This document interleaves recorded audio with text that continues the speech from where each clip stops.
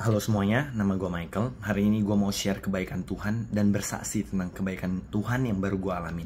Gue mau kesaksian kalau gue hampir mati kena serangan jantung. So, kejadiannya gue udah lumayan lama off gym karena berhubung Natal dan Tahun Baru. Jadi Jumat kemarin gue baru mulai nge-gym kembali. Siangnya kebetulan sempat ngopi 2 kali, so adrenalin juga mungkin agak terpacu dan terpicu ya. Pas malamnya nge-gym, nah Jumat malam itu berubah jadi momen yang gak pernah gue lupa seumur hidup gue sih. Baru setengah jam nge-gym tuh. Bahkan maybe baru 20 menitan lah. Tiba-tiba jantung gue itu sakit banget. Dan gak bisa dijelasin rasanya. Setiap kali jantung berdenyut rasanya kayak dihantam. Atau ditekan keras banget gitu.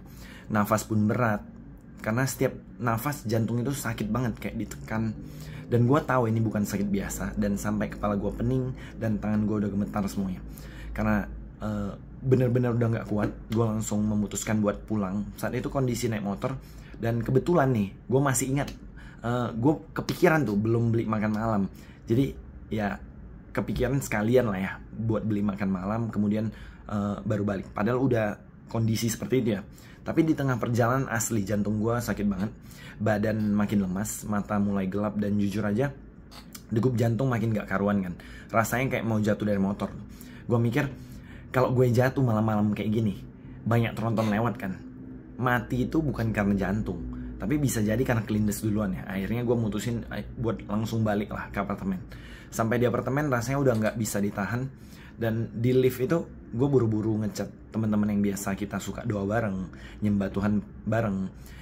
Gue minta mereka buat doain dan nopang gue.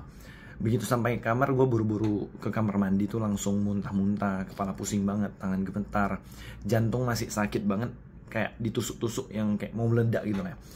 Habis gue muntah, gue langsung rebahan di kasur tuh. Pas itu gue cuma bisa berdoa, berserah total sama Tuhan, karena cuma nahan sakit ya, nggak bisa ngapa-ngapain tuh, literally bener-bener cuma nahan sakit. Dan gue mulai doa dalam bahasa roh, dan sambil ditopang doa melalui telepon teman-teman yang sambil doain gue nggak peduli lagi apa yang mereka omongin, apa yang mereka doain, apa yang mereka katakan. Gue cuman fokus sama Tuhan sampai akhirnya rasa sakit itu perlahan reda. Jantung gue mulai berdenyut lebih normal, dan sampai selesai mereka topang doa tuh dari telepon. Tapi setelah selesai telepon, gue masih lanjut doa nih, sambil lanjut bahasa roh dan doa sama Tuhan. Dan ternyata di momen gue gak berdaya dan hampir mati itu, ada banyak banget rema yang Tuhan kasih ke gue, yang hari ini akan gue share untuk kita semua ya. Yang ini sangat memberkati gue pribadi, dan ya I hope this also bless all of us. Tuhan kasih banyak pengajaran dan rema yang bikin gue sadar.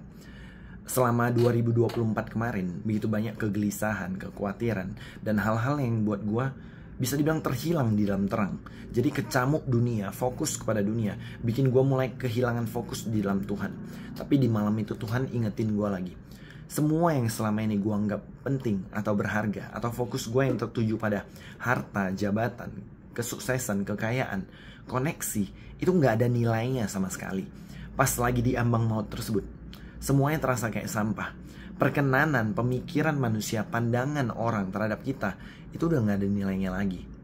Dan yang bikin gue shock ya, pemikiran-pemikiran gue yang salah maupun sudut pandang gue yang selama ini fokus kepada orang lain, itu Tuhan ubahkan dengan Tuhan bilang, kalau hari ini lu pulang Mike, yang dihakimin nanti bukan orang lain, bukan tentang siapa yang salah maupun siapa yang jahat sama kita, tapi gimana respon kita terhadap mereka.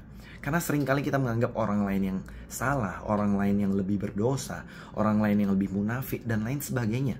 Bahkan Tuhan ingetin gue, semua yang gue lakukan gak ada artinya kalau gue punya pemikiran dan respon yang salah.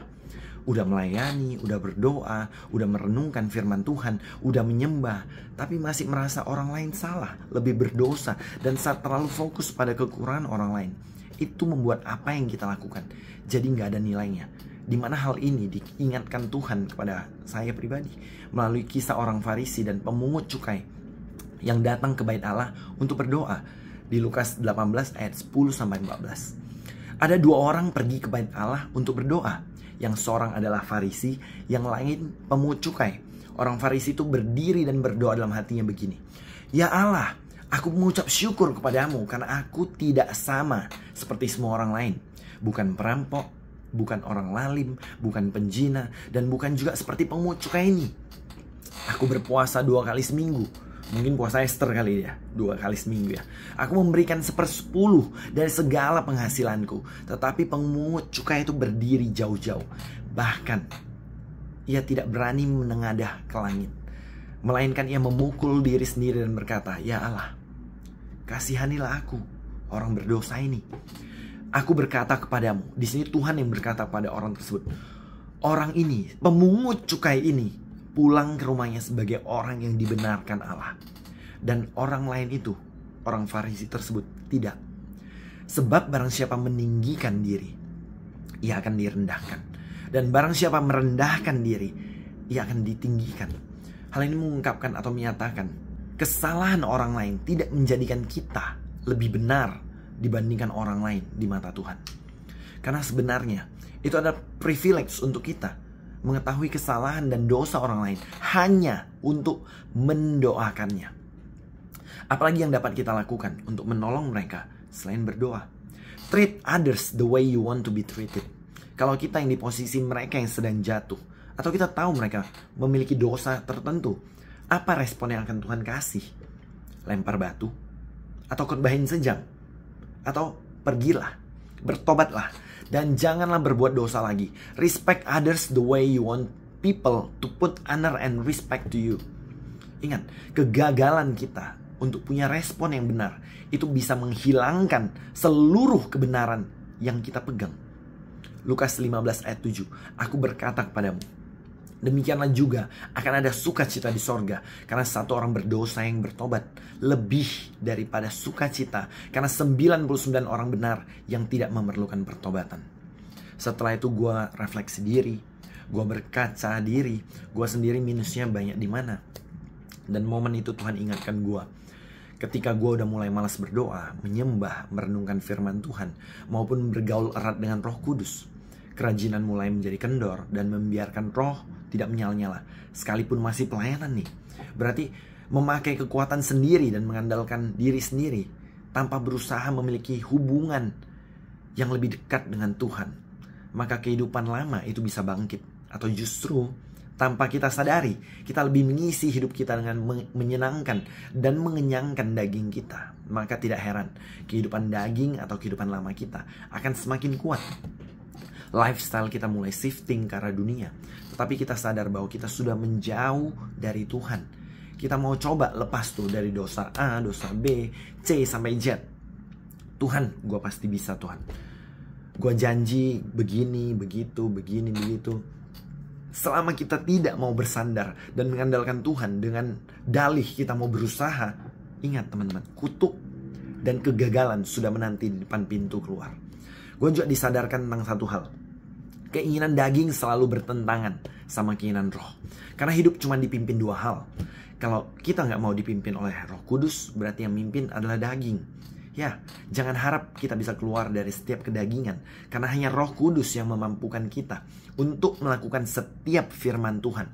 Itu kenapa iblis mau Hawa memakan buah pengetahuan yang baik dan yang jahat. Karena ketika kita memakan buah tersebut atau melanggar perintah Tuhan, sejatinya roh kita mati.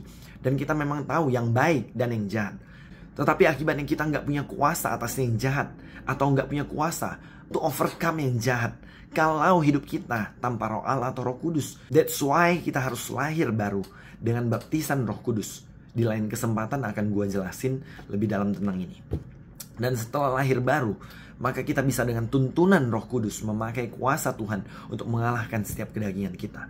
Again, di momen gue hampir mati itu Tuhan ngasih gue pelajaran berharga lainnya. Kalau gue mau hidup, gue harus mati. Mati terhadap keinginan daging. Biar Kristus yang hidup di dalam kita.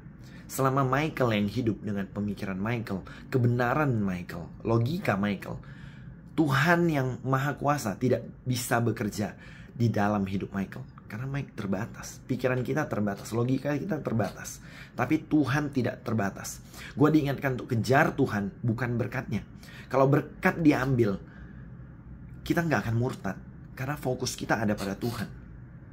Apa yang kita kumpulkan di dunia nggak akan kita bawa ke kekekalan. Sudahkah kita berbuah buat Tuhan? Apa yang sudah kita kumpulkan selama ini? Ingat, keselamatan gratis, yes, betul. Tapi setelah dapat keselamatan tersebut, harus diusahakan atau dikerjakan. Jadi pertobatan itu gak sulit, teman-teman. Wong Yesus yang mati di atas kayu salib menebus dosa kita. Kita tinggal beriman dan percaya Yesus Kristus sebagai Tuhan dan Juru Selamat yang mati dan yang bangkit menebus dosa kita.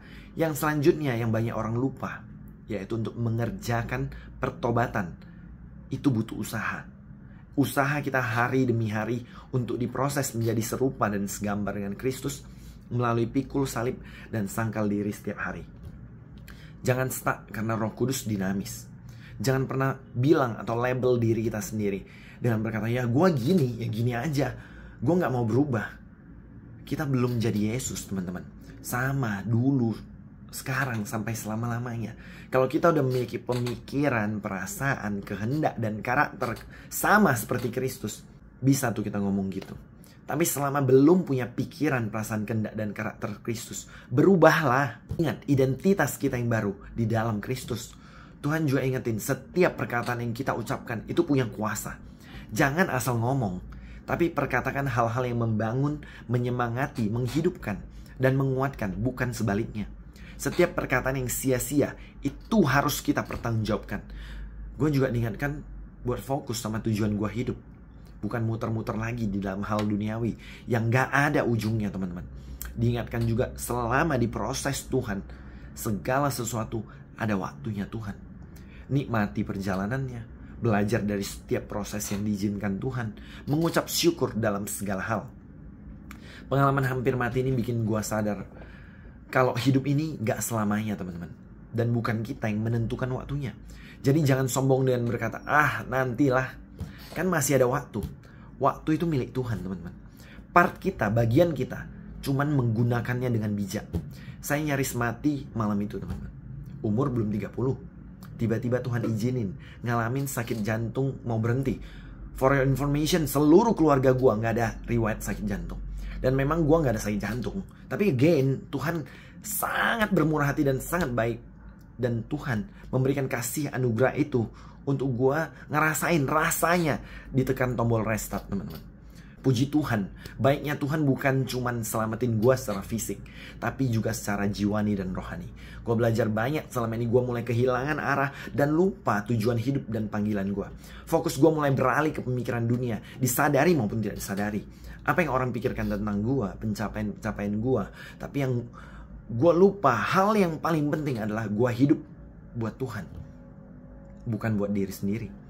Dan sekarang setiap hari gue disadarkan untuk bertanya kepada diri sendiri, kalau gue meninggal hari ini, apakah saya hidup untuk memuliakan Tuhan atau cuma hidup untuk diri sendiri? Are you man of God or man of yourself? Kesaksian ini jadi pengingat buat gue sendiri dan mungkin juga buat kita semua. Jangan tunggu sampai Tuhan tegur dengan keras baru kita sadar pentingnya hidup ini. Ketika hidup mulai dipenuhi dengan kekhawatiran, kegelisahan dunia, dan apapun yang shifting fokus kita daripada Tuhan. Kalau gue saat itu pulang dengan kondisi fokus dan hati yang tidak tertuju pada Tuhan, bisa-bisa bukan sampai di sorga. Bahkan ada kesaksian yang gue lihat. Nanti teman-teman bisa cek link di bawah. Juga yang bersaksi tentang dia juga mengalami hampir mati. Dan rohnya sudah keluar dari tubuhnya. Bahkan bertemu dengan Tuhan Yesus Kristus. Yang remind dia banyak hal. Dan itu akan sangat memberkati dan relate dengan semua kesaksian yang gue bagikan hari ini. So jangan lupa ditonton juga, teman-teman. Oke, lanjut. Tuhan ingatkan juga bahwa hidup lebih penting daripada makanan. Tubuh lebih penting daripada pakaian. Kekhawatiran kita dan keluhan kita kepada orang lain tidak akan berubah kondisi kita. Tapi percaya dan keluhan yang kita arahkan kepada Tuhan yang akan merubah segala sesuatunya. Jalan tercepat untuk keluar dari masalah kita dan jalan tercepat untuk terobosan terjadi dalam hidup kita adalah berserah dan bergantung sepenuhnya kepada Tuhan. Kalau engkau mau hidup, engkau harus mati. Karena bukan kamu lagi yang hidup, melainkan Kristus yang hidup di dalam kamu. Selama kamu tidak mati secara daging, Kristus dan kuasa Roh Kudus tidak bisa bekerja dengan nalar kita yang terbatas. Pekerjaan dan kasih karunia serta kuasa Roh Kudus itu di luar pemikiran kita. Sehingga saat bukan kita lagi yang hidup, melainkan Kristus yang hidup, apapun yang kita lakukan, bukan kita lagi yang melakukannya, tetapi Kristus yang mengerjakan segala sesuatunya di dalam hidup kita dengan otoritas dan kuasanya. Bukan karena Tuhan tidak berkuasa menolong kita, teman-teman, tetapi tanpa iman yang benar kepada Kristus dan percaya kepadanya, tidak ada yang dapat terjadi. Bahkan Yesus Kristus pun tidak berbuat banyak di Nazaret.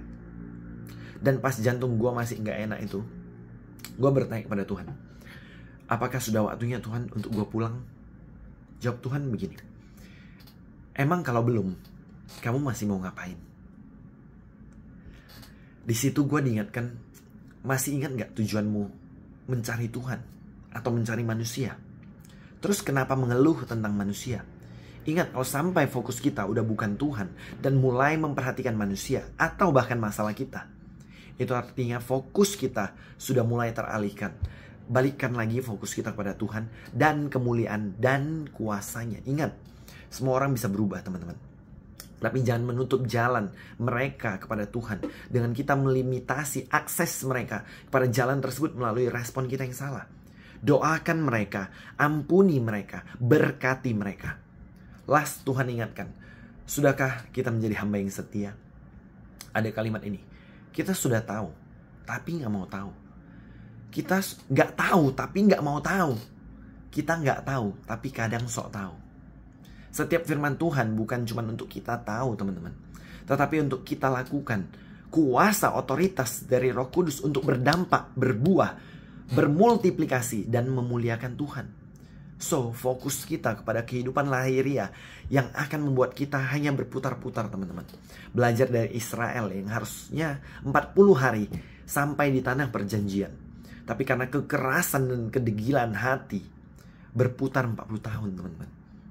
Bukan waktunya lagi kita berputar-putar di area kehidupan daging kita, maupun fokus kita kepada kehidupan lahiriah kita.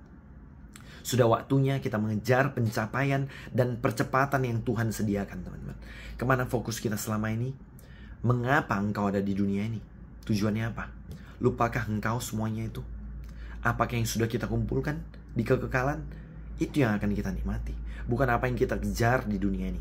Apa yang kita kumpulkan di dunia gak akan ada artinya kalau kita gak membangun sesuatu yang bernilai buat kerajaan Allah dan kekekalan. Kejar Tuhan, bukan berkatnya. Fokus hidup kita kepada yang kekal, sebab kami tidak memperhatikan yang kelihatan, melainkan yang tak kelihatan. Karena yang kelihatan adalah sementara, sedangkan yang tak kelihatan adalah kekal. Buluh yang patah terkulai tidak akan diputuskannya, dan sumbu yang pudar nyalanya tidak akan dipadamkannya. Tetapi dengan setia ia akan menyatakan hukum. Engkau yang patah pengharapannya tidak akan diputuskan Tuhan, dan sumbu apimu yang sudah mulai pudar tidak akan dipadamkannya. Namun, jangan engkau sendiri yang memadamkan apimu. Kembalilah, bangkitlah bagi kerajaan sorga. Waktunya telah genap, kerajaan Allah sudah dekat. Bertobatlah dan percayalah kepada Injil kerajaan sorga. Melalui pengalaman gue ini, kita tahu sekarang bahwa Allah turut bekerja dalam segala sesuatu untuk mendatangkan kebaikan bagi mereka yang mengasihi Dia, yaitu bagi mereka yang terpanggil sesuai dengan rencana Allah. Share dan bagian kesaksian ini untuk menguatkan dan meneguhkan orang-orang yang engkau kasihi dalam Kristus Yesus, Tuhan kita yang hidup dan berkuasa. Segala pujian, hormat, dan kemuliaan bagi Allah Bapa, Putra, dan Roh Kudus. Tuhan Yesus Kristus mengasihi kita semua.